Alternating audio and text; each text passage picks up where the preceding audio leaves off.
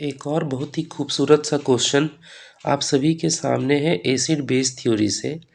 मुझे उम्मीद है कि इसका आंसर आपको मालूम होगा, लेकिन चलिए क्वेश्चन को समझ लेते हैं।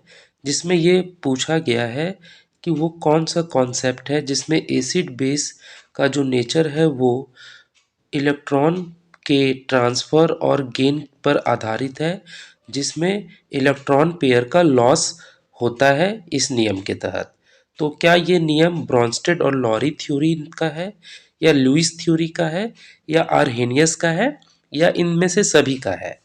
तो मैं आपको बता दूं कि ब्रोंस्टेड और लॉरी की एसिड बेस थ्योरी बहुत ज़्यादा रिस्ट्रिक्टिव थी, जो सभी प्रकार के एसिड बेस रिएक्शन को अपने नियम के अंदर नहीं शामिल कर पा रही थी, क्योंकि इनकी एसिड बेस थ्योरी का मुख्य फोकस था प्रोटॉन, जो एसिड के लिए डोनर के रूप में उपयोग होता था और बेस के लिए एक्सेप्टर के रूप में उपयोग होता था, जिसके परिणाम स्वरूप सॉलिड और गैस जैसे मीडियम के लिए यह थ्योरी फिट नहीं बैठ पा रही थी। इसीलिए 1923 में जीएन लुईस नाम के साइंटिस्ट ने एक अल्टरनेट थ्योरी को जन्म दिया, जो एसिड और बेस के स्ट्रक्चर और बॉन्डिंग पर आधारित था।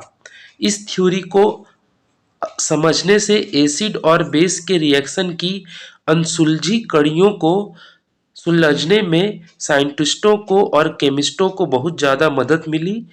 लुईस ने अपनी थ्योरी में इलेक्ट्रॉन पेयर शब्द का इस्तेमाल किया और बहुत ही स्पष्ट अंदाज में कहा कि एसिड वह पदार्थ है जो इलेक्ट्रॉन पेयर को एक्सेप्ट करता है, जबकि बेस वह पदार्थ है जो इलेक्ट्रॉन पेयर को डोनेट करता है।